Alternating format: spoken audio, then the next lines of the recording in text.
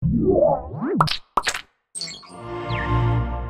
this episode of Accelerator TV, we talk to cosmic doodler and tattoo artist JK5 about obsession, observation, and Star Wars.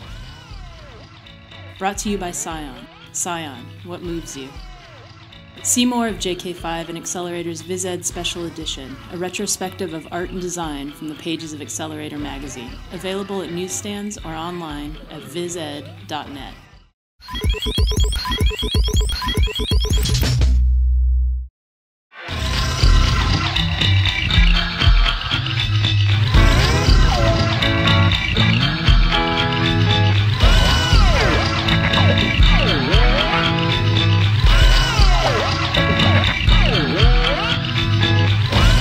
JK5 kind of started right when I started tattooing, and I was getting to know the larger tattoo community and a lot of my homies in Philly in response to the way I drew and how much I drew and how much I loved to draw, what a geek I was for drawing, and what a geek I was for Star Wars. It all kind of married. And they're like, dude, your lightsaber is a pencil. You are the Jedi Knight of drawing. Jedi Knight and the 5 Buddhist elements is what it was originally. The 5 was really layered. It was nickel bag, gimme 5, sort of dap, acknowledgement, respect, 5 fingers working together on one hand to create 3 being the magic number, plus 2 the Gemini that I am, all this spiritual, cosmic, numerological stuff that I really geek out on as well. There's a lot to say about what I do because I've just been drawing nonstop at this pace for 32, 33 years, you know. I try and create and assimilate and construct with the same degree of richness and complexity and power and energy and fucked up dualities and dichotomies as the world itself. Nothing is sacred and everything is sacred at the same time, meaning you can dissolve all the boundaries and create and respond to and engage in dialogue with everything else that's out there. In one sense, what I do is kind of always marrying and always providing a dance or a tango or a dialogue between what's going on inside me and what's going on in the outside world, the cacophony of the outside world and everything we choke on. There's incredible power in familiar iconography and identities.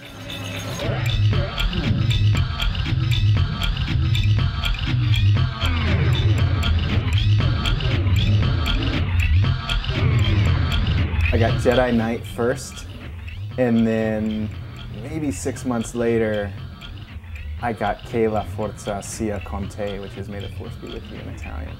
Watercolor was never my thing. Like all these artists that made their own needles and built their own machines and painted their own flash,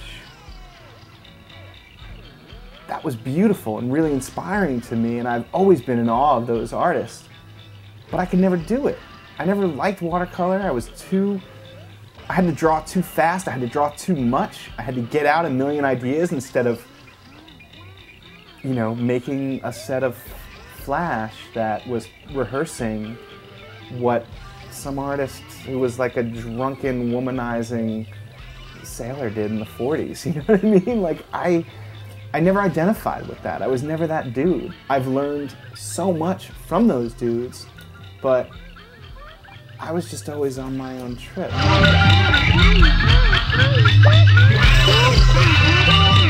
My work was really dark and really abstract and really amorphous and really undefined. There was a real turning point.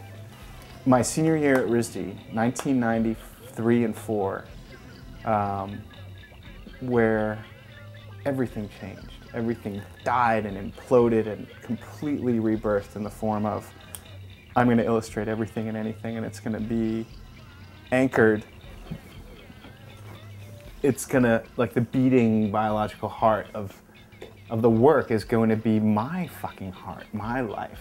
I got a letter from my birth mother my senior year, and I went back into the womb and shot back out into the universe at 23 years old. Just requires a whole new emotional vocabulary. It was just the most profound gift. That was the moment.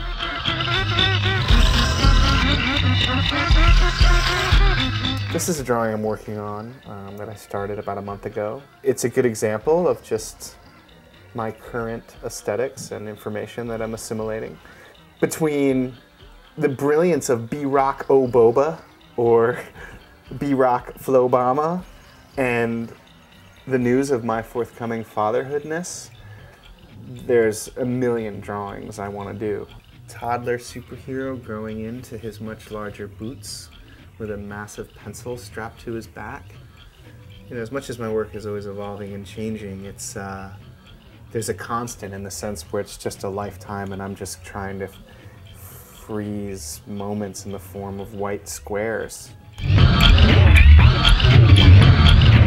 looked at my portfolio and it was my father's good friend, this old guy who was the head of BBD&O, this big ad agency. And he's like, well, you're definitely an artist, but what kind of an artist, I really don't know, and I don't see how you could be of any use to us here, but good luck! Hey, Accelerator TV watchers. We're conducting a survey to get some additional information about our viewers. We would love your feedback. If you have a few minutes to spare, please do us a favor and take the survey at revision3.com/acceleratortvsurvey. For those of you who complete the survey, you will be treated to a sneak peek at a new show that Revision 3 has been working on. Thank you for helping us out.